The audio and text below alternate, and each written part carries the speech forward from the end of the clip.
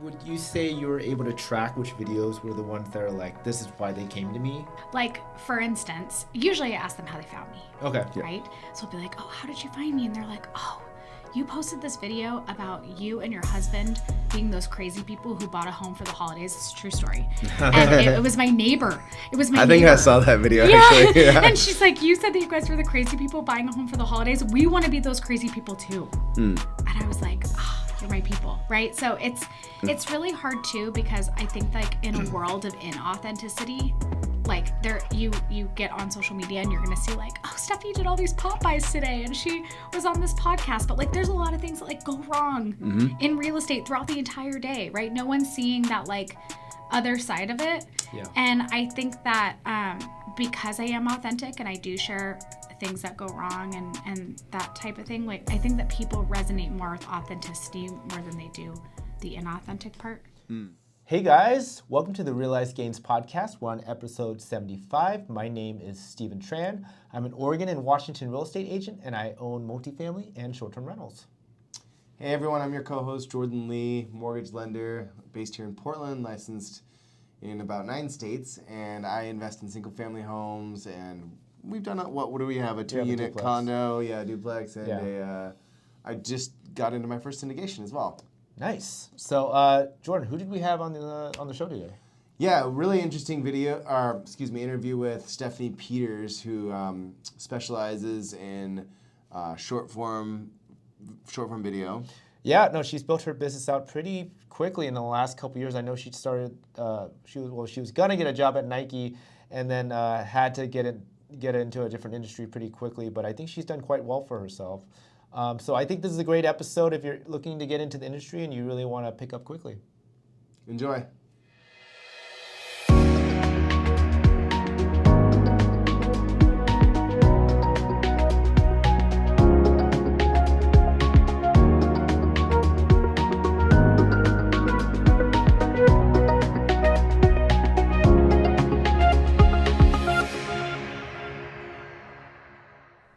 Hey guys, welcome to the Realized Gains podcast. I'm Stephen Tran. And I'm your co-host Jordan Lee here, and we're super happy to have Stephanie Peters on the show with us today.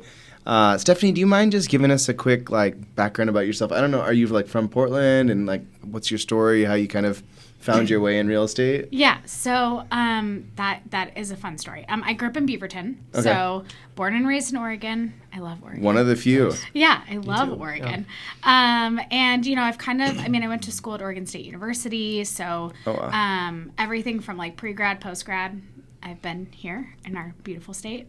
I was a paralegal for a little while, and then I got my dream job at Nike. Oh, fun. And I was driving onto campus to go do contract work You for them. really an Oregonian. Yeah, I know, right? Super Oregonian. So I go driving onto campus, and as I'm told, my first day, they stop me at the gates and they say, "Hey, it's work from home. Oh, really? You actually have to turn around. You can't enter campus. Everybody's leaving." Your first day? My very first when day. They went to work from home? Yes. Holy cow. Yeah. So then I turned my little Jeep around and went home and said, now what? I had no idea what I was going to do. So I started, applying. Everybody was not hiring. And my mom, being in real estate for my entire life, was like, okay, it's time. You need to go get your license right now. So I went and got my license, and I never looked back.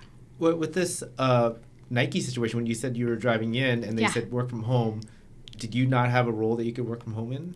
No, because I was training. That was going to be my first day. I had no idea. I didn't even know what people really looked like, because everything was on Zoom. So I had never seen the building I was working in. I had never seen my coworkers. Nothing. Everything was all on Zoom for all of my interviews, and that was supposed to be my first day. Oh boy. I know. Is that crazy? But now I'm in real estate, and to be honest, so your I'm mom, not going to do anything else. So she was in real estate your whole childhood. My whole so you life. kind of had, and you previously had not really wanted to go into real estate, or? I kind of did what every firstborn child does. Yeah. I'm going to trailblaze my own Right. journey and just be say no to everything, and I didn't even realize this is what I was supposed to be doing Okay. until I started doing it. Okay. So, Mom, you were right. So you joined her team or? No, so actually she was part of corporate. So she was the president of, before she was an agent, then she managed a bunch of offices. She Okay. was the principal broker managing a bunch of offices for Prudential Northwest Properties, which is now Berkshire Hathaway Home Services. And so then she got picked up by corporate when I was, in elementary school. And she became the president of Prudential, which then ushered her to taking all of those companies, and they got bought by Berkshire Hathaway Home Services. So she started pulling them over to Berkshire Hathaway Home Services. interesting. And then she was the senior vice president of Berkshire Hathaway globally for network services for that company. Oh, wow. And she just retired. Oh, so she was more like corporate. So you don't have any like horror stories of, with your mom running around as an agent? No. I mean, but what was crazy is that once I got my license and I was at this office, I ended up being around all these agents I used to steal candy from their offices from when I was like 5 years old. Yeah. And so her agents were still there, which was like Oh, wow. so incredible to be able to Interesting. see them and like work alongside of them. So I've done transactions with some of them, and it's like a very full circle moment. Wow. Yeah. Okay. Yeah, it's cool. And so, but did your mom, was she able to like give you a lot of advice, or were you kind of like, no, Mom? Like, how did that dynamic work? She's my confidant. I ask her about anything and everything. Like her version of real estate is like old school belly Right. to belly real estate. Yeah. And I think that there's so much fortune to be found in that. And so when I was able to draw from like her experiences and her ways of doing it, she's probably not going to talk to me about like the algorithm and how to leverage the algorithm to get the best results, but Right. she is going to talk to me about the importance of like doing Christmas pop buys and like little things that like will connect me with my sphere. Yeah. And she's really good about that, but I bounce probably everything off of her still to this day. So Cool. very cool. Okay, so yeah, I mean, tell us this balance of like new and old. Like, how are you doing both? Are you putting it together? Are you just throwing everything out the window and trying your own thing? I feel like yes and yes. Okay. Yeah, I have a mix, right? Like we were talking about like Buffini versus like Tom Ferry, kind of like the mix of approaches. I have a virtual approach, and then I have like a belly to belly Okay. business approach, which is like before I saw you guys, I just drove between Westland, Oregon City, Portland, Beaverton, and Tualatin Nice. to do pop buys. So it's like, belly to belly. That's an Yeah. interesting way to put it. Yeah. Can you explain? I mean, I can see, like that's like a personal touch. But Yeah. Belly yeah. to belly, huh? Yeah. Yeah. Okay. So really like being in front of the client, being in front of the person, having a full-on conversation with them, shaking their hand. I mean, it's like they always say that it's kind of like the old school way of doing things because everything is so virtual. Yeah. But it's All right, because really virtually you can be face to face, but in Yeah. person it's belly to belly. Yeah. Okay, I get it. Yeah. And it's really, I mean, like, I don't just like leave it on their doorstep. If I think they're home, I'm going to knock on the door and Right. say, hey, happy holidays. Good to see you. Yeah, I was wondering that for pop buys because like Yeah. I feel like you're gonna get much more value if they're actually there. Do you like kind of try and plan it with them ahead of time, or No, because they're busy. Right. It's also the Everyone's- holidays. I everyone's don't want to busy. inconvenience people. Yeah. But usually I know people that work from home that are my clients, so I can kind of go, hi, Yeah. I know you're here. Or I'll shoot them a text and say, hey, you're on my list today. I'm probably going to get there at this time. Okay. So there are some ways I can but I also don't want to interfere with Sure. their day because I'm not like the most important part of their day, right? But I also want to make sure like their gift doesn't get stolen off of the porch. So Right. Have you seen that work personally? Because like I said, I have to do pop buys. Not have to do pop buys. I do pop buys. Alex makes me do pop buys. My principal broker. But Yeah. no, I love doing it because I have gotten a deal off of it directly. Literally Sure. talked to a client after driving up, to their house in a snowstorm. Yeah. Sure. And they gave me. They bought a second house for me, which was great. So Yeah. what Yeah. success stories have you seen from this belly to belly interaction? Well, I want them to know that like just because we did the interaction, my relationship with them doesn't stop, doesn't end. Like with the transaction, I always tell them I'm their forever agent, like through every milestone, right? As cheesy as it sounds, but that is Yep. the truth. And so I really do want them to know I'm thinking about them, Yeah. especially at like times of the holiday season where you should be grateful and reflecting on your business practices, reflecting on your life, and life's too short to not like dote on the people that helped you out, Yeah. even if it's one time. Yeah. Totally. And a lot of my clients become my friends. So that makes it even more fun. So I love Perfect. being able to pop by and see them. But yeah, it is staying top of mind with them for sure. There is that, but I will say being on social media helped me stay more top of mind with them Oh, because yeah. they see me all the time. You add all of them as friends. Yeah. Okay. Well, let's just take a step back. You just got your license a few years ago. Building your sphere, getting started. How did that all go about? Yeah, because it's not like you took over your mom's book, right? No. I always tell her, Mom, you should have given me more leads. You should have kept that book of business going. When I first got started, I did what every agent does, which is open houses. I got told, like, that's the way you build your business, is you, like, go hit the ground running with open houses. I took every class ever. This was during the pandemic timing? Yes. Okay. Which is also weird. Like, no one wanted to sign in. Right. Because no one wanted to touch the same pen as everybody. Oh, yeah. No one could see my face. I couldn't see their face. And it really, I have to tell you, open houses were not the way to go for me. That didn't work for you. It was a weird time. I remember, like, people, like, were only letting one person at a time. Yes. There's people standing outside. Yes. We're all social distancing. Yes. Yeah. I mean, it was really like my best friends that were couple of my best friends were like my first clients. They put their faith in me. Yeah. And in the craziest market I think we've all ever seen, I was able to find them a home, which that checked all the boxes against like 12 other offers, which was actually kind of low at the time, 12 other offers. Yeah. I remember that. And so, they put their faith in me. And then I said yes to everything. I was like, yes, on any sign calls. Like if someone sent out like an email blast that was like, somebody called in, they want to see this, I would go. Just like all the junk leads from the office, yes, basically. Everything. I said yes to everything. I was doing like 4 opens a weekend sometimes. Oh, wow. Just to like get myself out there so Learn that how to people sell. could see me. Yeah.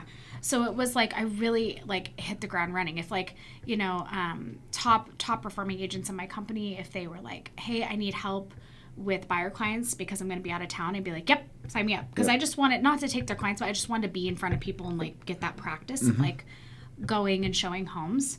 And then I discovered social. And that was one of my business. Yeah, and how did that work? So were you already like into social media? Did you already have fun with social media before that, just on your own personal level, or? No. Okay. I was not like I would post the things that like you normally post, like oh, happy holidays, Merry Christmas, oh, we bought a house, oh, we got a dog, like the milestones of life, right. I guess. We got married, that kind of thing. But then I started I basically like became a student. And the second that I got my license, I just started consuming. And I was scrolling. And when you say consuming, that means like looking at what other agents were doing? Yeah. Okay. Yeah. Looking at what other agents were doing, trying to understand why they were doing it, I think was like the biggest thing. And so, as long as I could watch like the greats, I mean, there are some like obviously like really dynamite, like great people out there. I started looking at the people who were doing it and looked like themselves. Okay. And a lot of the big thing at the time was talking head videos. Yeah. Yep. Right. And so I was like, I could film that.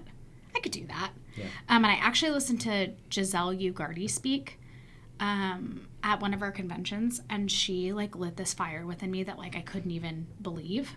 And I went home and I was like, I just have to do it. She's an agent in the Berkshire Network? No, she is actually a social media coach. Oh, okay. Yep. And so I heard her speak just about the power of short form vertical video. And I was like, I can do this. I can film this on my phone, 30 seconds. I will splice it up and I will post it. And once I did that, I just consistently did that for 6 to 8 months and my business took off. Did you have any hurdles to get over? Was it difficult at all? Of course. Yeah. Oh my gosh. Like, it's so annoying to have to hear your voice play back over and over and over again. And then you're looking at yourself over and over again. And nothing's ever perfect. You're always going to stumble over something. But you kind of just have to get over it and push send. Well, like what? So you saw her talking about this and then you tried it. What made you like decide to do it consistently, I guess? Because I think that's a lot of us will see something, get excited about it, try it. Oh, that didn't work. Fuck it, I'm going to do something else. Basically, like how did you kind of get to the point where you were doing consistency? What made you realize you had to do that? Or I knew open houses were not delivering the results that I wanted them to. And no one was seeing my face because everybody was masked up at the time. And for good reason, I understood, but I needed to be able to get in front of people in a different way. And open houses were just not, I started looking at my ROI and being like, okay, return on investment wise, this is not netting what I needed to. And I'm basically like spinning my wheels doing this over and over again, and it's not delivering any results. You'd done like 20 open houses or whatever, and more than that. had like More than 0 that. leads from it More or than something. that, yeah. Or I would have the leads, but then they'd go to the next open house and Right. it'd be done. Yep. You know, whatever it is, because that person would be able to convert it, and I was just truly, honestly, very bad at conversion, like really bad. And that was just not my Those jam. are not the easiest leads to convert either, No, though. no. So Especially if I'm like stop 8 on their open house Right. Oh, tour. yeah. Yep. Then all of a sudden I'm interviewing in that little tight spot with like 8 other agents at Yep. the same time. So I really realized that like if I was on social, I could then control it a little bit to where they were selecting me, right? Instead of it being the other way around and me chasing them constantly. I started being chosen. So it like really worked. And how long would you say so you started filming these things, how long was it before you got results from it, I guess? Wow, that's a good question. So this was like, I would say I started being consistent in like June of 2022 is really like when I started. And then I probably didn't get anything from it till January of 2023. And while everybody's like phones stopped ringing, my phone was like ringing. Yeah, that was when everyone was dead. Yeah. And that was my best year in real estate. And that goes to show that you need to spend quite a long time doing something consistent. I mean, in the meantime, though, were you like seeing like larger, more impressions and more followers and that type of thing, or was it? Yeah, I didn't care so much about the followers because the algorithm works for me, and so I know that it's pushing my content out to people that don't even follow me. So I really didn't care that much about followers. I still truly don't. That might be very polarizing to say. What is a follower? I really don't care about my followers. Leads. You don't Yeah. care about numbers on the screen, right? Yeah, it's not. You're that's not making just money not, off of content that you're views selling. too. Yeah. I mean, sometimes like the videos that do the best are not the highest viewed ones. Like the ones that actually convert to a lead are not necessarily. It's just whatever speaks to them. Right. Yeah. And I finally realized, like, once I got the value of figuring out what truly mattered in my videos, that's when it started converting. And it's trial and error because every platform, every person's profile is going to be different. Your audience is going to be different. Right. It's going to get pushed out to different people. So maybe yours is more like investors and mine is like more first-time home buyer, or like, you know, whatever it is, the algorithm does see that and push you out accordingly. So I think once I started, like, people started being able to resonate with the things that I was saying, and I started understanding what they wanted to hear. That's when I started seeing, and really like 6 to 8 months of consistency. Would you say you were able to track which videos were the ones that are like, this is why they came to me? Like, this is this specific content is the one that spoke to them? Because you said, like I said, it doesn't matter about the number of followers you have or the number of views. It's like the actual person that came and messaged you and said, hey, Totally. you know, what you said spoke to me. So how do you figure that out? Like, for instance, usually I ask them how they found me. Okay. Right? So I'll be like, oh, how did you find me? And they're like, oh, you posted this video about you and your husband being those crazy people who bought a home for the holidays. It's a true story. And it was my neighbor. It was my neighbor. I think I saw that video, actually. Yeah. And she's like, you said that you guys were the crazy people buying a home for the holidays. We want to be those crazy people too. And I was like, you're my people, right? So it's like it's that feeling, right? Yeah. Interesting. And it's really hard too, because I think like in a world of inauthenticity, like you get on social media and you're gonna see like, oh, Stephanie did all these pop buys today and she was on this podcast, but like there's a lot of things that like go wrong in real estate throughout the entire day, right? No one's seeing that like other side of it. Yeah. And I think that because I am authentic and I do share things that go wrong and that type of thing, like I think that people resonate more with authenticity more than they do the inauthentic part. So I found that once I share things that like I'm struggling with, it's either like other agents that resonate, which like that is a huge foundation of my business, is other agents in other really? states. Yeah, huge. But yeah. Oh, interesting. So you're also thinking about marketing to agents in other networks. Yes, big time. Okay. Big I didn't time. think about that as much. Yeah. So, I mean, I haven't seen your content, and I will be following you. So You have to now. Yeah, I will. But So or the Instagram's gonna make you see my content. It's probably already heard me, so don't worry. No, it definitely has. But are you putting your location in, like, are you like saying like, oh, this happens in Portland, Oregon, blah blah blah, Yeah. and so people are finding you like and making you a referral partner? Yeah, so I would say everything I do on social media has a point. Yeah. Everything is very intentional, even down to like the location I'm tagging. So like, for instance, I'm going to say that I'm here in Portland, but like if I make an educational video, because I always tell people I'm not an influencer, I'm an educator. Do not influence people to buy homes. That's how you get sued. So it's like, you are an educator, you're not an influencer. And so I really pride myself on that. And so whenever I'm like doing maybe like a talking head educational video about being a crazy person who bought a home for Christmas, if I'm targeting specifically people in the Beaverton area, I'm going to tag Beaverton. Okay. I'm filming it maybe in Lake Oswego. Yeah. But I'm going to tag Beaverton. So everything I do is like very intentional, down to like the people I'm tagging or collabing with, or, you know, like all of those things have an intentional piece to them that I think starts to resonate with people as long as you're being intentional with your content. Yeah. And so speaking of this, of content and taking a decent amount of time, when you say 6 to 8 months, what does that mean in terms of like your week of posts? Is it like, so one agent might be, okay, I'm cold calling from 10 a.m. to whatever, 12. God bless them. 3 p.m. Or they have their time block. Are you in that same mindset of like, I'm going to work on posting for this period of time, or I'm going to research for this period of time, or what is that like? How do you keep it consistent, or do you have some schedule? That's a really good question. No, and everybody should have a schedule. Anybody's watching this should have a schedule. Do I? No, I don't.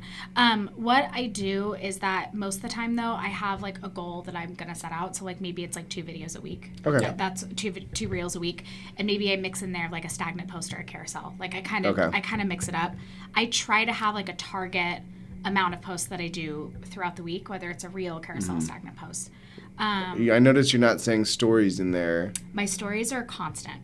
Okay. So my little circle that's like lit up, I always keep it lit up. Okay, so It's if that's not lit, you fucked up. I really messed up. I'm like, it's because like I'm doing something way too fun and completely forgot. No, that's how you know you have something down to a habit though. Yeah, It's like, oh, I didn't brush my teeth tonight. Like, yes. And I pretty much have kind of like my stories set up a certain way. Like I have interaction, I've got polls, and I've got different things that I like people to interact with, or I ask people questions that are kind of like a call to action. So your stories are you're like trying to get people to message you basically. Yeah, or sometimes it's just like yesterday I posted like a meme from somebody else's account that was like, here's a mom and dad's like Christmas list, and like the dad had like one person and the mom's buying for like every single person in the family, and I was like, this resonates, and I got so many people that messaged me about that. So it's like little. I was gonna say, like, I mean, you're not bombarding them with real estate content all the time on their stories. They sometimes want to see my baby's so cute, so sometimes they're looking at my baby because she's so sweet. Or sometimes how old's your kid? She's a year and a half. Oh, okay. And she's so cute. She's so cute. And then I've got a golden retriever. Her name's Petunia. Oh God. Anybody that follows me knows that I love Petunia with all my heart. She's my little assistant. And so, or I'm like, I'm with Petunia and I'm like, oh, here she is doing something super cute. Or I like just built this awesome studio in my backyard Cool. that I'm going to be working out of and filming out of. And just preface this. I did not build it.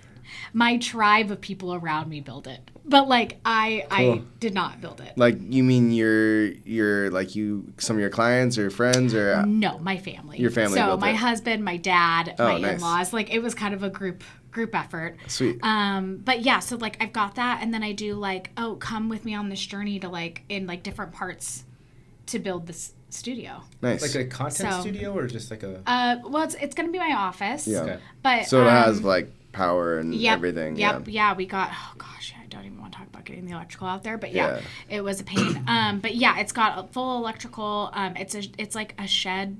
It's now like a mini house. Yes. It's very cool looking. It's got hardwood floors and it's insulated. Nice. I mean, it's beautiful. You did a ground up build, or did you start ground with up that? build. Cool. And it came in a kit.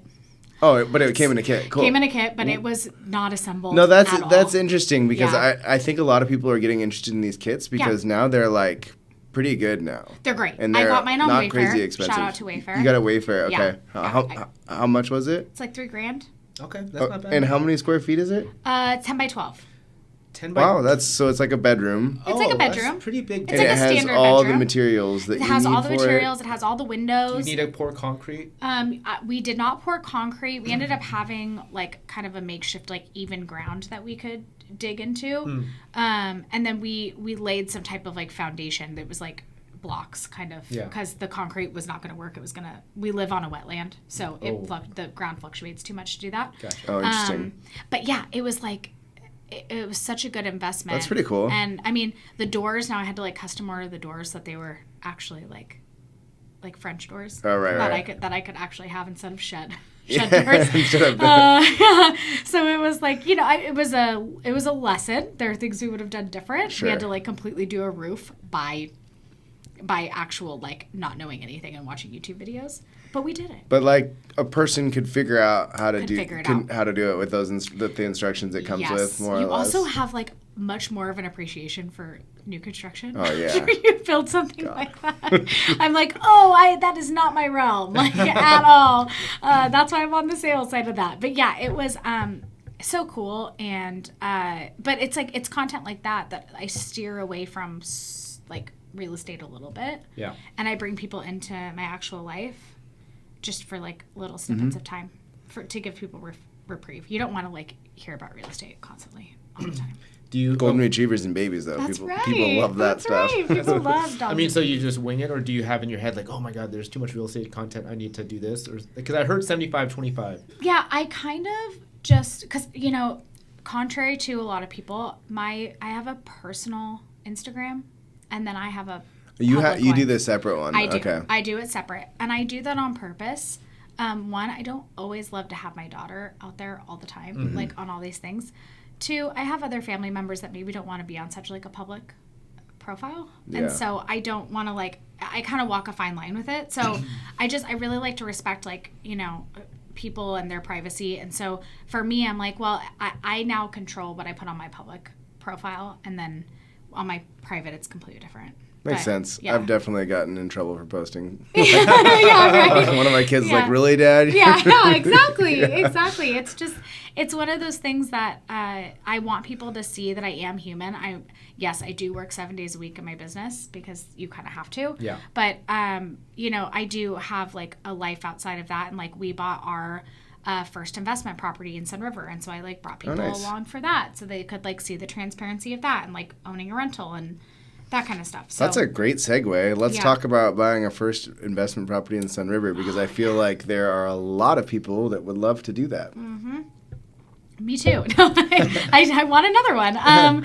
Yeah, I mean it's not for the fair-hearted. Like it's very hard. Now remind me. So I've stayed in Sun River, but I'm not sure. Is it just one HOA? Like how is that? How is it structured? Yes, there's one HOA. It's called SROA, which is like their governing HOA. Okay. And then like if you want to be a part of the pools, then you have to like pay to like be a part of the pools, which Pools? So there's in Shark. But all of them have the option of doing that. Yes. So or you it's have not the dependent option. on location. You do not have to do it. Okay, you don't have to be like next to them or something. But if you're okay. gonna rent it and you don't have, I mean, the summer is like the cash Right. cow time. Yeah. If you don't have passes to the pool, people are gonna be like, I don't know, because then they have to pay per day to go to the pool. Right. Oh, And interesting. per person. The problem is though, when you go to like buy passes for your rental, you have to buy a pass for each place a person could sleep in your house.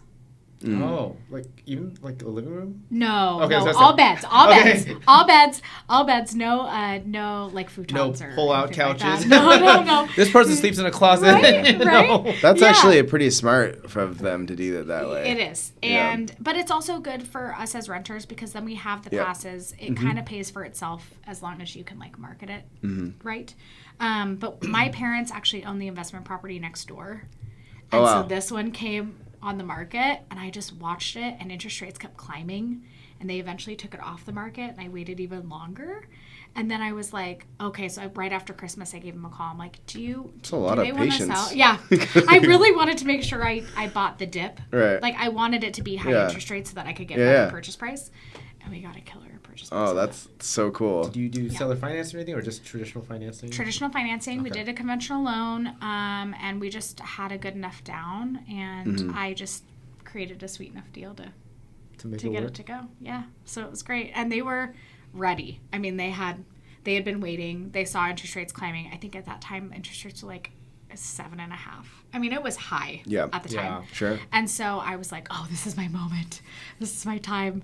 And so we got a killer purchase price, and then we got pretty much all of our repairs we asked for. Okay. So And that's what? great. And then in the HOA, like they're fine with doing short-term rental, Yeah. obviously, right? Sunriver's pretty protected and insulated that way because that's how they stimulate a lot of their Right. economy. That's where it all comes from. Yeah. So Bend is different though. Bend, if you're Yeah. gonna buy a short-term rental, let me know. I also serve Central Oregon.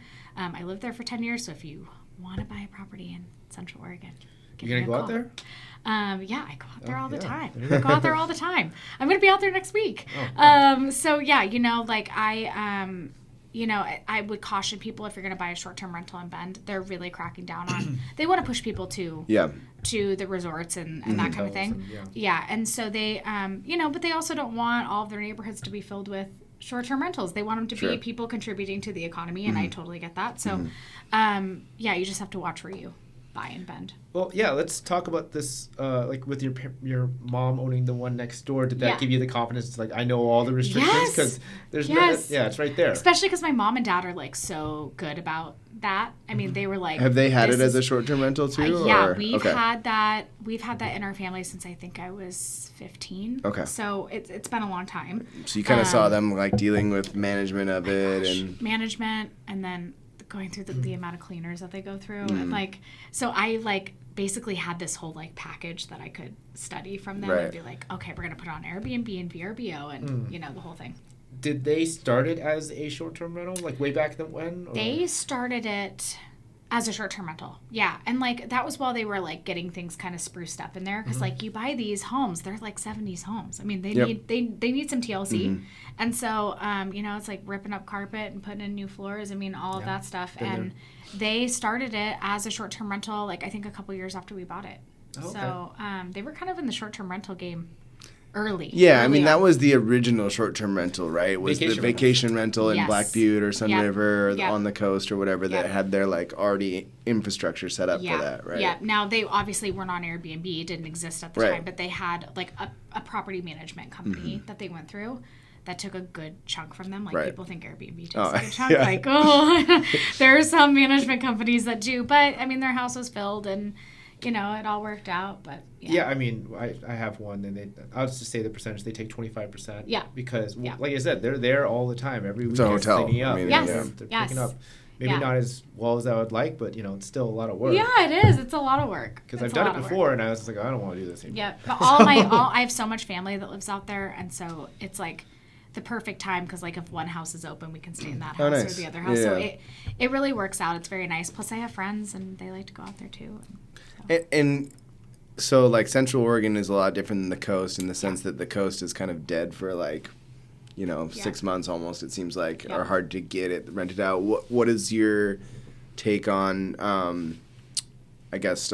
vacancy throughout the year in Central Oregon comparatively? There is an off season, I would say, but the saving grace for Sun River is that people go to ski. Right.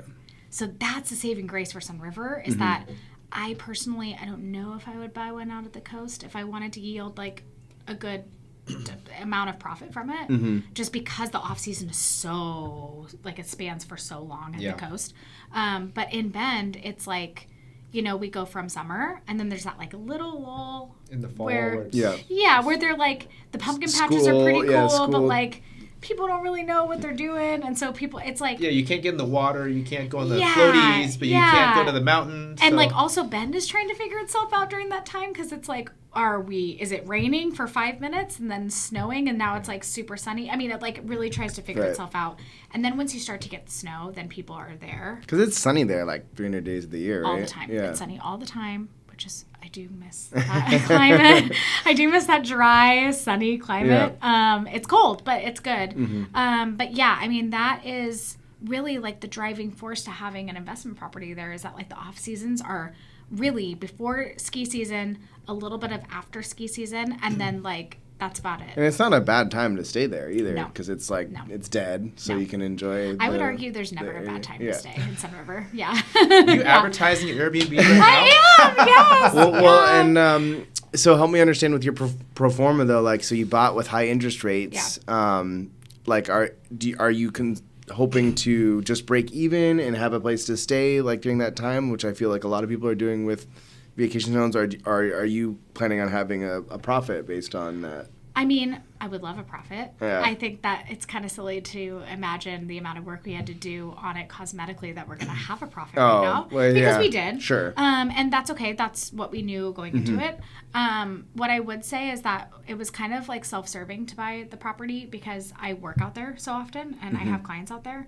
And so I need to stay out there. Yeah. And sometimes you need to stay out there for, especially if out-of-state clients that have like 2 or 3 days that they can look at homes. I'm out there. I was going to say, because you don't want, like, oh, there's one house you want to look at. Okay, I'm going to drive out Yeah. all that time. Yeah, I usually schedule everything out, especially for like, for local clients and stuff. I'll be like, hey, I'm going to be here for like these days, which actually works out better for them Yeah. because we have like this span of time that we go see these homes they really have been thinking about. Yep. They've been taking good care about it. And then it's not like impulsive, like, hey, I want to go see this at 4. Hey, I want, it's like they've been thinking about it. They're like, actually, that house probably isn't a good fit. Let's go see X, Y, and Z. And we usually end up writing that Yeah, I weekend. feel like anytime you constrain the options, it's Yeah. good for everyone. Yeah, and it helps with buyer judgment Yep. too. I feel like they can be so bombarded Yep. on the internet. They can be so bombarded when it comes to like seeing so many homes. I have so many clients during the pandemic, especially like, oh yeah, which home was that? And so they would have to like take video Right. and photo because they couldn't remember. Yep. So yeah, I think if you can help steer buyers into helping them strain their choices out. Kind of helps. I mean, we're not steering. We're not steering. Yeah, Thank exactly. you. It's the Thank you, metaphor I yes. always give is like, don't send me to a paint shop. I will Right. never be able to pick a Never. paint. Give me Never. 3 options. I'm I'll the pick same it way. in 1 second. I'm the same way. Yeah. Can't go to a paint shop. And I think, especially for Zillow, like, you end up getting on there and it's kind of like a playground because you're like, Yep. oh, but this one. And then you go see them in person. You're like, yikes. Yeah. Yep. Like that did not look the same. So I think for real estate agents, we can kind of notice if something's off Oh, yeah. in a 100%. listing more than they can, right? I mean, they have there's pretty pictures. We're all marketers, Yeah. Yeah, so. yeah. Yeah.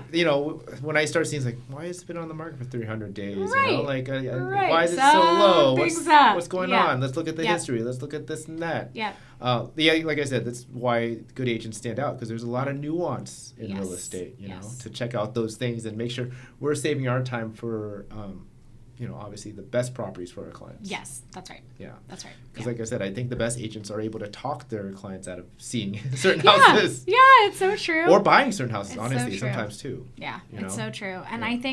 I think when you get buyers into heavily looking, it's Yeah. really easy to get distracted on like hooked on like one thing that this house had that this house didn't have. You start to kind of compare. Yeah. And I think that's when buyer searches kind of go to die. So you have to be really like you have to help them, not steer them. You Yes. do have to help guide them in the right direction. That's the of, word, right, guide. you have to start to guide them in the direction of making the best decision for them. Yeah, I mean, I think of it like I tend to inform, and if they want to make the decisions they want to make, at least I let them know of the decision they're making. Yes. They want to get into a fixer, and they haven't ever fixed up a home, and I'll tell them all the issues, and they still want to try it, I let you know. You're like, Go ahead. go forth. I will be here when you need to call Yeah. and vent about something. Yeah. Yeah. But like I said, because we're not single transaction minded. Yep. That's right. I think that's a big thing that that's a big issue with a lot of agents. Yes. You know. Yes. Yep. You get one listing and then they just like think about the one listing and getting that one done, as opposed to the fact that like everybody has life changes. Everybody has a million things that happen in their lives that are guaranteed. We all do. And they're all things that force us to move or make changes geographically. Totally. And so, if you're only there for the one transaction, you're probably not going to make it in real estate. Yeah. Exactly. Yeah. Yeah. So. I kind of wanted to switch gears again and go back to the social media world. So you talked a little bit about the algorithm, which I think for a lot of us is kind of this amorphous thing. You've clearly studied it and used it to your advantage. You mentioned educational videos. I have a lot of colleagues that do educational videos, and most of us are not thinking about the algorithm. If you were to advise somebody that's doing educational videos, knows that that's what they want to do, what little thing would you tell them to like help them with that part? So, okay, you guys are gonna laugh, but I feel like every algorithm for every platform, I'm talking like Facebook, LinkedIn, Instagram, YouTube, they all have their own algorithm, right? Their own thing. And when we say this, it's basically like what gets it on the person that we want to get a home's phone. Yes. And I think that you have to look at every algorithm like a different significant other that you're dating, right? If you don't like give them what they want, they're going to move on to somebody else. Okay. So if you stop giving them attention, they're just going to go to somebody else that's giving them attention, right? So you kind of have to date each one and get to know each one individually. So like when I look at Instagram, for example, I know that people really like to see like day in the life stuff. And they really like to be let in, like we're here at this podcast right now, and they like people love to see like what I'm doing day to day, especially on my stories. Okay. And they really do like the storytelling aspect of things. If you go to Facebook, I find that Facebook is a lot more like stagnant carousel photos, and people really like a little bit less of seeing video. Oh, really? They like to see my video on my stories, but the stagnant posts that I have tend to do better. That's true. I have been noticing that I've been getting more engagement on my Facebook like stories than like the videos that I put on Instagram that automatically go to Facebook. And I turned that function off. Oh, really? Yeah, because I realized that not everything I wanted to post to Instagram, I wanted to post to Facebook. Okay. It's also a different demographic. Sure. On each platform. So I really wanted everything on there to be intentional. So really, if it's like a stagnant post on Facebook, I post it with like a little story and I type up the story. People want to read it as opposed to like hearing me say it. And I realized that a lot of my like talking head videos were not resonating. They just were not. And I think too, I always forget that like, most people are listening to things that or watching things that you're doing on your phone. It's on silent. Sure, yeah, right? That's true. And the captions for Facebook are not as good as Instagram. And so I will say, like, I think that's why people like to read on Facebook than they do. I mean, do you just put it on your own captions then? Yes. Yeah. I put in my own captions, but a lot of people just don't. They just want to scroll. They want to read. They want to scroll. It's kind of a place that like people get the news. Yeah. Which I think is also wild. Terrible. I mean, I think that's also wild. Lots of things we can say about that. Yeah, I think that's also a little wild, but it is where people like to read. And truthfully, when Facebook became a platform, it was all about like statuses and like you updating and you were constantly reading. You weren't looking at photos really. I mean, it's true. That's where I like find out if someone like had a baby or like. That's where you poke people. Yeah. You still poke people. That's still a functionality. You can. You actually can. That is a problem. But you know, I mean, like the Messenger app is still like the fact that it's a separate app. I don't even like. If anybody's at Facebook listening to this, like, please stop making Facebook Messenger a separate app. But that's where I get a lot of leads from. It's like people will message me, other agents, grandparents of like grandchildren that are like they're buying a home. That's kind of true, for sure. Yeah, I have gotten that. The older folks on Facebook Messenger, Yep. And they love it. I mean, they're like, "Hey, I see your stuff all the time," and they like think they know me. I never understand why people use Facebook Messenger. But you're right. It's so true. It is. Yeah. And it's that's where it kind of starts to feel organic. Is then I kind of turn the tables. And I do open houses, of course, for my own listings. I will do open houses like every once in a while, just to kind of like get out there and like, be out and kind of see what the market's doing. I feel like you can't really know what the market's doing unless you're out there like really living it. And so you can kind of feel like that pulse when you're there. Like you kind of know what you the can market's doing feel when people's you're there. response. Like they look at it and Totally. they're like looking at the price point and they're like, this. Yeah, you can kind of gauge where you're at a little bit. So I mean, everything I do though, like if I'm at an open house, and this is what I did in 2022, I would do open houses, no one was coming. Oh. This was back like when people were going, oh my gosh, it just hit like July and August and no one's coming and interest rates are creeping up. Like, what are we going to do? And everyone was like panicking. And I'm like, well, I'm just going to keep doing open houses. So I just like kept doing them, but I was filming while nobody was there. Yeah. Yep. Which to the women listening to this, don't post it while you're there saying that you're at an empty open house on video. Don't do that. But I would post it Afterwards, and I would make like 4 videos for each open house that I would do and say, hey, I'm at 123 Banana Street. Come with me. I'm going to show you. Like, you're on your couch. You don't even have to leave your couch. Just come with me inside and I'll show you.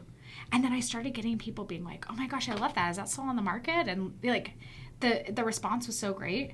But while everyone was kind of freaking out that nobody was there, I just kind of flipped the script and was like, no one's coming in. I'm just going to film. Yeah. You're going to do something productive. I'm going to do something while I'm there for 2 hours. Yeah. You know? I mean, and that's like an example of actually selling. Yeah. You know, I mean, it's different selling than calling a bunch of people, but you are essentially doing the same thing. You're bringing the open house in, like you said, into their couch. Yep. I'm like, if you don't want to leave your couch, I'm just going to take you in.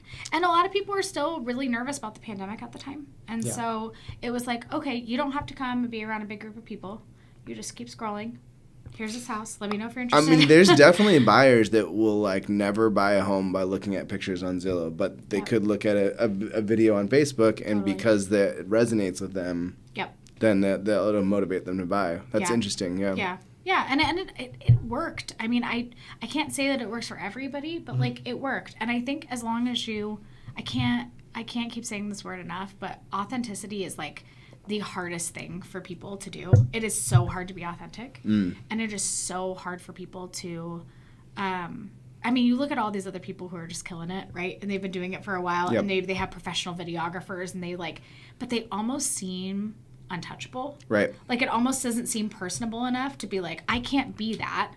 But then you try, and then you're not quite there, but you're trying, and people can feel the inauthenticity. Right.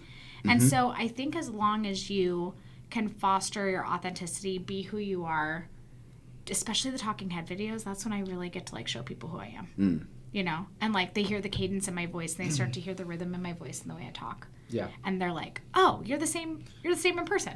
I mean, that's why we do the podcast. Right. 'Cause it literally is just a Genius. conversation, you know? Yeah, I think, yeah, you know? yeah, it's And genius. we don't even bring most of the content. Right. You don't need it. You don't. I mean, but like people get to know you guys in like different areas of your life, and I think that the same can be said for social media. That when people see me on social media and then they meet me in real life, I'm the same person. Right. Yeah. And they feel like they already know you. Yeah, and I feel the same way. Giselle Ugardi preaches this about filters. I think like filters are fine if that's what you have to do to like post a video. Just remember like the filter doesn't go with you to that first meeting. So like if you have this like really heavy filter on all the time and then you go sit in a coffee shop and you wait for people, they might go, "Oh, you don't look like you." Yeah. The classic headshot Yes. from 40 years ago. Yeah, exactly. It's like you have to, I mean, if you're not just you and like owning it, I wouldn't create content then. I just wouldn't, you know? Yeah. Yep. I wouldn't waste your time. I fell into that trap when I was, like a couple years ago, I tried the whole luxury home tours. And, Yeah. You know, everybody was doing it. I was like, yeah, I'll do it too. And yeah, I got some traction, but I hated it. I know. It's not I know. my Yeah, thing. not you your know? thing. I know. And like community spotlights are where I really started to like thrive a little bit. I could like sit with the owner and connect with them on like why they opened their store, how they were integral into like the community. I mean, look at Beaverton. It's having such a renaissance right now. Yeah. Downtown Beaverton is. Yep. Never was like that growing up. But like now it's like a cool place to be. Downtown Hillsborough, same type of situation. And so you look at all these like places and I would meet with the owners, and then I could also showcase a little bit of like me giving back to the community that raised me, but also being able to like give the owner like a little spotlight that wasn't like just on me showing real estate. It's like another reprieve to like being constantly like, and here's my listing. I always want things to be a little bit more like personable. Yeah. Sure. You know, like it's not going to be like me. I'm not completely done up all the time, like wearing slacks every single day in a blazer and like handing out business cards. Right. It's like that's not my day in and day out. You know, like the grind is real. Yeah. No, I would never do that. I know. I see a lot of agents do it, and I'm just like, how do you like turn it on like that every day? Yeah. Like I said, especially coming from an engineer who used to like wear sweats to work every day. I can't fake that. Yeah, it's So. just it's not authentic to you. Yeah. And so if you did, people would go, that's not you in real life, That's you know? true. And I just knew that if I wasn't like my quirky self, like making jokes and like having bloopers all the time. Like when I film with my videographer, the amount of bloopers he has, I don't even. Oh, you need to make a bloopers clip. Have you do. done that? That'd be No, fun. but I need to. I really need to. He has some like where you guys, I'm so pregnant. I filmed up until 2 days before my daughter was born, and then I filmed a listing video 3 days after she arrived. Oh my god. Jeez. And my feet were so swollen, and I'm literally. He probably has bloopers of me being like, I just took my pain medication. And you have about 3 hours until like I'm not good. Okay. Like, and so I was literally like, this is all we've got. And she's like minutes old, just like, and I'm out there filming, and those are the raw things that people don't see. Yep. It's like, it's not like, oh, I'm just all dolled up and I'm ready to go. It's like, no, I'm like literally wearing sandals because my feet are too swollen and they can't fit in anything else. Like, don't film down there. Yeah. He has like video of me like on this. I was selling this like beautiful farm, like 23 acres. Like it was gorgeous. Nice. And I look like a country bumpkin, just like so pregnant. There's no hiding it. And I'll look at him like, can you film me straight on? And I heard him be like, Stephanie, there's no angle to show that you're not pregnant. Like I'm so pregnant. But it's those things that like, and that reminds me, I probably should ask him for a blooper reel because it would be very funny. But that's how it is in real life, and I think so many people just see this like cookie cutter version of real estate, and it just is not. It's just not that way. Yeah, and I think you mentioned earlier you don't like, not that you don't plan. Obviously, you have a talking head. You probably have a spreadsheet of things to talk about. Yeah. But they're in Yeah. your voice. Yeah. But what kind of content do you do outside of talking head? And obviously, you've done this 23-acre tour. Yeah. But do you have Yeah. like some kind of cadence of the things you do and how you cycle through them in Yeah. terms of like video content? I mean, so like each of my listings are planned out. So each of my listings, I do about like 8 to 10 videos for each listing. And like, again, I can't stress enough, like my videographer is a godsend, and thank God, like we work so well together. And so we really, I mean, like we get it all out. And I do write a script that I loosely follow. Loosely. I mean, because I'm going to make it sound like me when, when I'm talking. And so I for each listing, I do about 8 to 10 videos, and that is intentional. Yeah, it's a lot. You do them all at once? I do 8 to 10 video. I plan for 8 to 10 videos, but like, again, if you have a listing that sells within a couple weeks, I just bag them. Yeah. I mean, I'm not going to use them, but I'll use the footage for like other stuff. And I can reuse them for other things, but I just don't. I plan out for each listing that I have about 8 to 10 videos, and that doesn't include stagnant posts and carousel posts for that. So I do have like that sector of like my listings they're their own marketing monster. I have my own thing about that. I do community spotlights. And that is when I, go and meet with the different business. Like I was just telling you guys, I partnered with Tualatin Valley.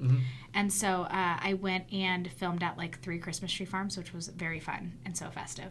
So I went to go do that, and I got to like meet the owners who did not want to be on camera. Some of them do, some of them don't. They did not want to be on camera. They're like in full swing of like business mode right now, right? So I just like tried to showcase each one.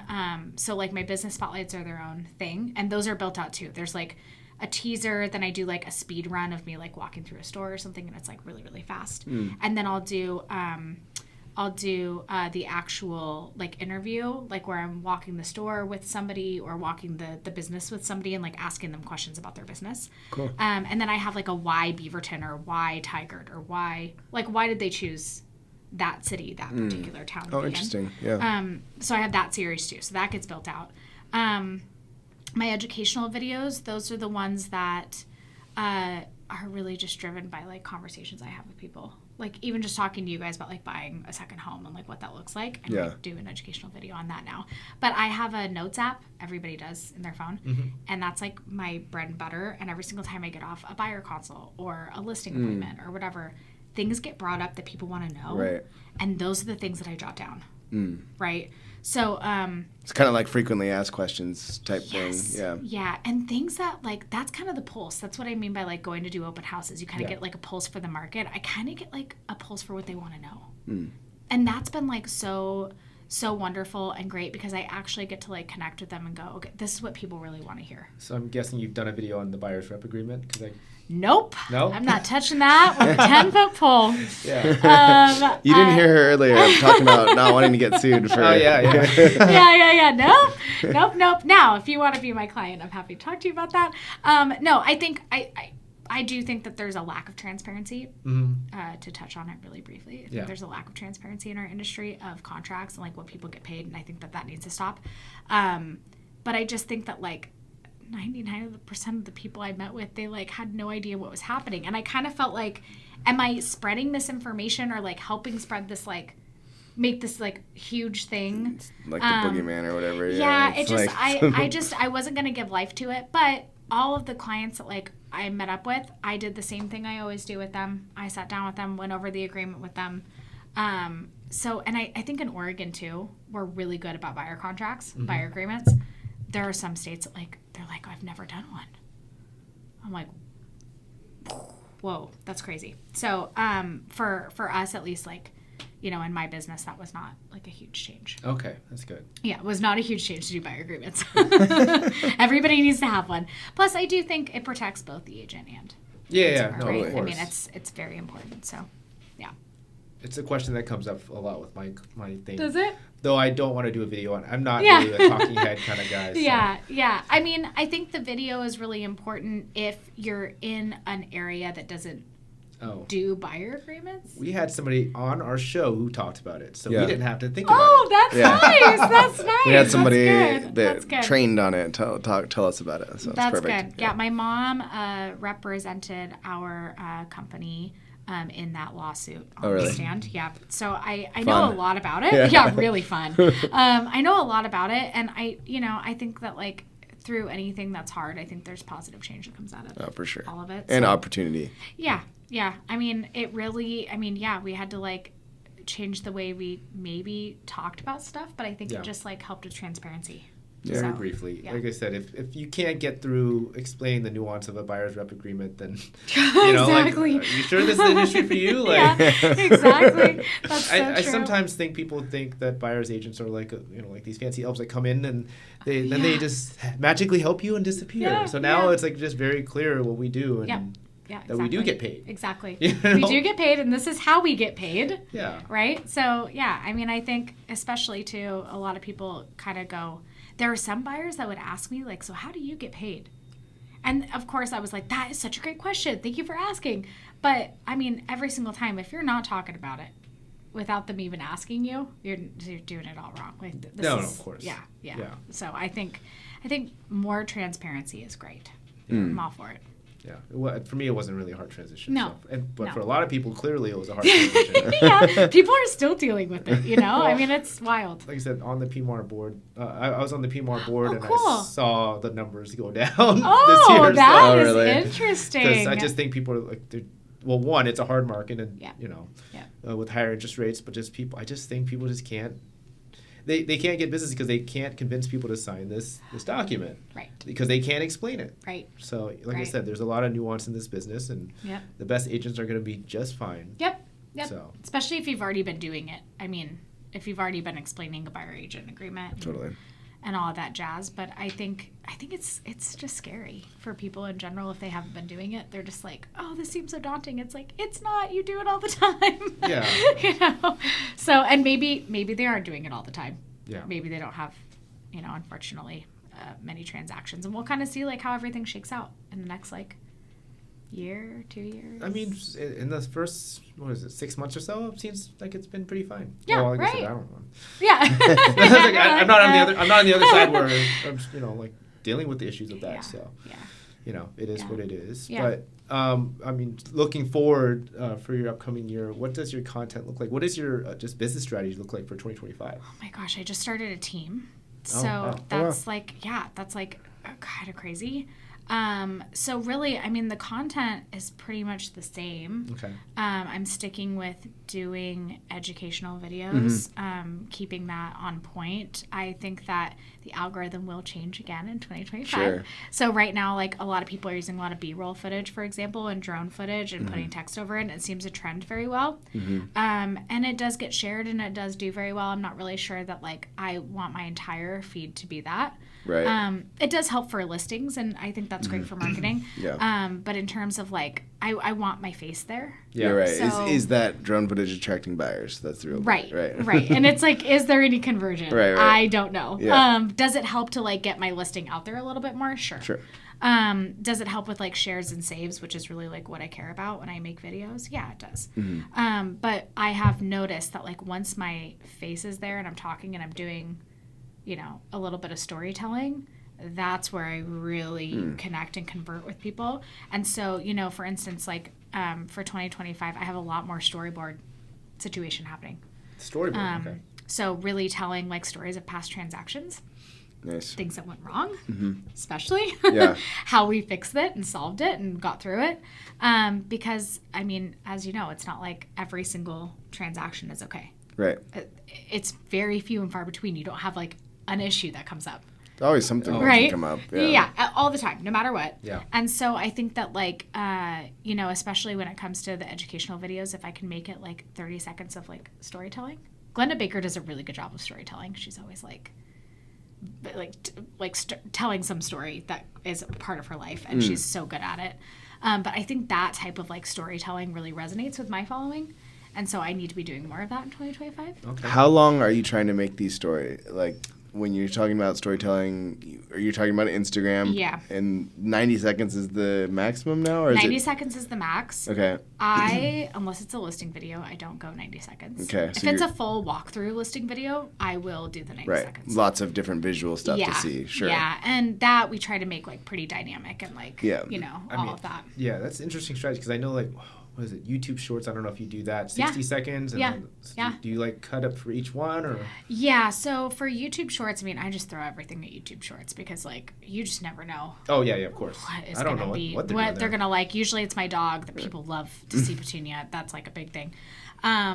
But like for anything for YouTube, I mean, I'll put the full thing on there. Yeah. But like for Instagram, I'll talk to my videographer and I'll say, hey, I need like 30 seconds of this, and he's like, okay. You're more aiming for 30 Yeah, seconds 30 then. seconds. 30 seconds. I can do 40, 45 Okay. ish, but I really like 30s, like that The sweet holiday spot, video of us like buying a home. Yeah. It's 30 seconds. I find it's like when I'm doing it's hard for me to get my point across in 30 seconds. Yeah. What is your trick for condensing stuff? To try, like, I'll write it out first Okay. in my notes app. Okay. I write it out in my notes app. And then I start to look at, like, could I have made that shorter? Mm-hmm. And then I start to realize, like, how fast I'm saying something. Mm-hmm. So it might be, like, a longer sentence, but can I say it a little bit faster? And can people actually understand it when I say it? Right. But, you know, can I make it, like, more condensed to the point storytelling that's still captivating? Have you tried AI for help with that? I have, but I fight with AI. Yeah, the last couple times I've condensed with AI, it just Yeah. like kind of Yeah, I fight with AI. Sort of I use change the now. tone. I do use AI for a lot. I do not for my captions because I write those, and I do not for like scripts like that. If I need like another word for something, yeah. I'll ask it because Yeah, what do you use AI for actually? postcards, my GeoFarm postcards. Oh, okay. They'll give me like catchy little phrases that like a lot of people aren't using. So I'll be like, give me a catchphrase for like that has to do with Christmas about Popeyes or like, you know, whatever it is. And then they'll give it to me. And you mean it's like for a postcard that you'll send to a bunch of different people? Yeah. Okay. Yeah. I It's thought like maybe- casting a yeah, wide yeah. net. Yeah. And it's like it'll just be like really short and sweet. Like give me something like really silly and like Howdy cheesy to dandy, say. neighbor. Yeah. Yeah, something Yeah. that's like really Some cheesy. stupid pun, yeah. Yeah, it's really stupid. But whatever, so- some people will like and that. people think it's funny. Yeah. I've had people like literally text me and go, "That was really funny." Yeah. I'm like, "Do you want to buy a home?" But yeah, so it's like, you know, it's little things like that. that I'll use AI for. I'll use AI to like analyze a sheet of data for me that like I don't have time to do. So especially if it's like, what are the, if I'm doing a postcard usually, I'm like, okay, what are the total days on market? How many expired listings in the last like 3 months? So I'll like take the data from the RMLS and just export it. And then I'll put it into AI and it'll give me all that data. Oh, sweet. Yeah. So it's really cool. It just gives you like a higher, you can ask for like a analysis for that. Oh, interesting. Yeah. I'm like, from like this that. date to this date, how many listings expired? Oh, that's super useful. Yeah, it's really actually. nice. Yeah. And it'll be like, from this date to this date, like what were the average days on market for each home? And then that way I don't have to go through and add it all up. Yeah, that's really useful. And this is part of the content you put on social media for. I'll use it for social media. I'll use it for my my postcards, like my GeoFarm postcards. Do you find that's effective for buyers that you're like spouting these numbers? Like it's like average. Depends days how on you market? say it. Yeah. Because like to the average person, if you're like the average days on market in my area are blah blah blah blah blah, like they're like, what does that mean? Yeah. And it's like to some people, high days on market has like a bad connotation to them. But if you like were to explain how it could like work in their advantage, so sometimes I'll go listings are from the time that they're put on the market to the time that they're sold. They're spending about X amount of days on market. And what does that mean for you sellers? And what does that mean for you buyers? Because there are advantages to both of you. Yeah. And then I usually end it with like, there's opportunity to be had in any market. And we just have to figure out if it's the perfect storm for your home. Call me right now. Call me. Stephanie Peters. Yeah. So it's like, those are like the little things. And usually I'll end it with like a call to action. Right. Like if you would like me to do a deep dive report on your home, I'd love to do that. And like I do a CMA for all my clients at the end of the year to like tell them what their home value is. Oh, like a personal CMA, not like personal. not a home bot or No, anything. I do. They have HomeBot. Yeah. But I do a personal, shout out to Jimmy Burgess, if you guys are going to post this.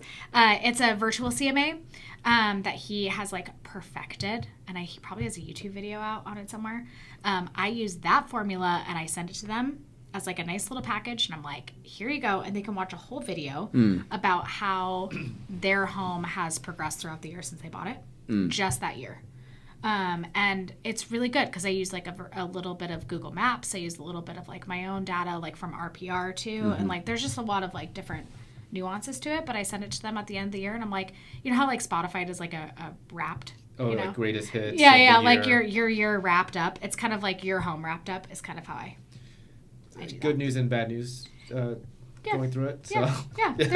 There's good stuff and there's bad stuff, right? I mean, everybody wants like their home to be like hundreds of thousands of dollars worth more, and it's like it'll be there. We just have patience. Yeah. But then I have some people that are like, you know what, Stephanie, like we have totally done what we wanted to do. We've been here for 3 years, and like now they're ready to list come next spring because of these things. But when I do these, I hop on social and I'll say, hey, I'm doing CMAs for my clients. Do you want me to do one for you too? Yeah. And I have people like message me that I don't even know, and they're like, yeah, here's my address. I'm like, okay.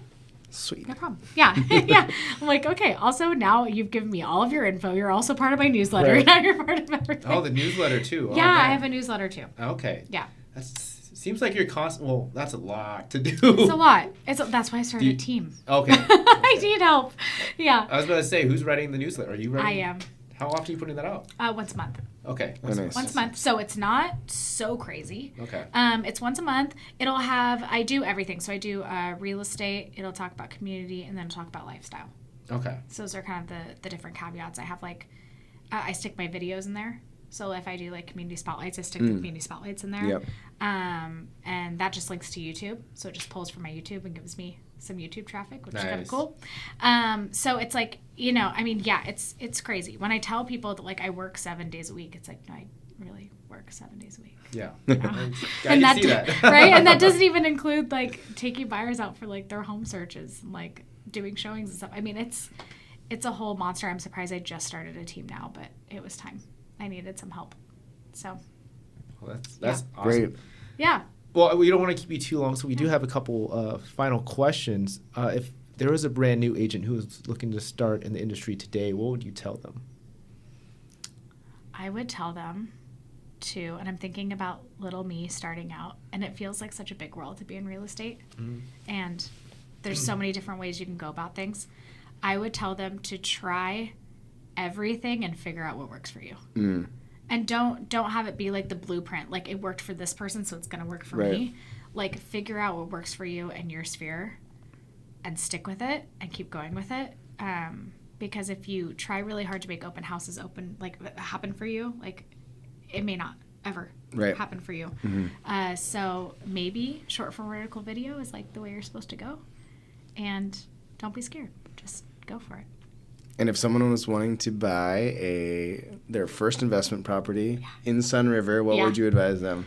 I would advise them to watch the market, talk to a real estate agent Hmm. if you're not one already. But definitely talk to somebody that knows the market you're buying in. Mm-hmm. At least like talk to an agent there in that particular market. I see so many people from Portland thinking that they know what is going on over there, and it's a completely different I swear I know an monster. agent who owns the property out there. Yeah, I know. Isn't that so interesting? Stephanie Peters. If you want to talk to her, I hear she's really informative. Yeah, so I would definitely talk to an agent out there. Even if you're an agent yourself and you're not going to use that person, talk to them about the market. Because really, if you could take advantage of it, you want to talk to somebody who is an actual like expert out there, Sure. knows what's going on. Great. Oh, and just for reaching out to you, if anyone wanted to contact you, Yeah. what's the best way to... Well, you can follow me on Instagram at StephaniePeters_realtor, or you can give me a call, and we can probably put my phone number somewhere. You can Yeah, give it'll me- be... It's in your profile, right? Give me a call. Give me a call. Well, thanks, Stephanie. We really appreciate Yeah, it. thanks Thank you for so having much. me, you guys. It's Yeah. so fun.